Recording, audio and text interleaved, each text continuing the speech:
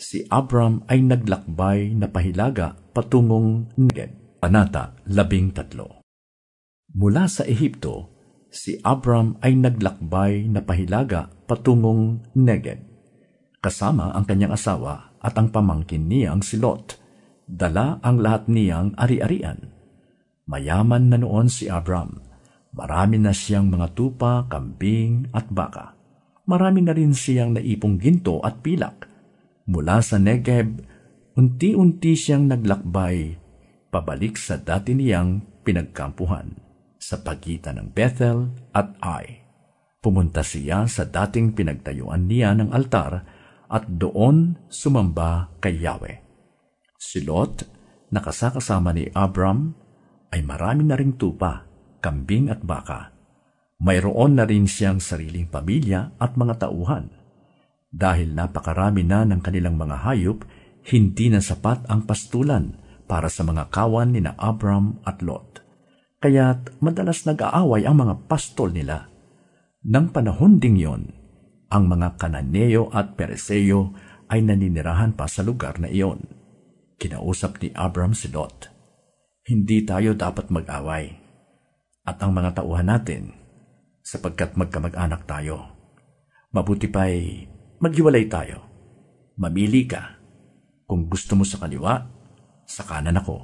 Kung gusto mo sa kanan, sa kaliwa ako." At nang iginala ni Lot ang kanyang paningin, nakita niyang ang kapatagan ng Jordan hanggang sa Zoar ay sagana sa tubig, tulad ng halamanan ni Yahweh at ng lupain ng Ehipto.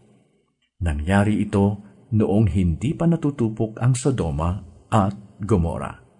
Kaya pinili niya ang dakong silangan sa kapatagan ng Jordan at naghiwalay nga sila ni Abram. Nanatili si Abram sa Kanaan.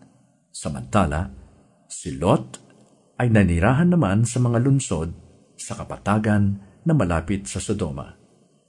Napakasama ng mga tao sa lunsod ng Sodoma. Namumuhay sila ng laban kay Yahweh. Pagkaalis ni Lot, sinabi ni Yahweh kay Abram, "Tumanaw ka sa palibot mo. Ang buong lupaing natatanaw mo ay ibibigay ko sa iyo at sa magiging lahi mo magpakailanman. Ang iyong mga salinlahi ay gagawin kong sindami ng alikabok sa lupa na di kayang bilangin ni numan. Libutin mo na ang buong lupain. Ang lahat ng iyan ay ibibigay ko sa iyo." Lumipat si Abram sa Hebron at doon tumira sa tabi ng malalaking puno sa Mamre. Nagtayo siya roon ng altar para kay Yahweh.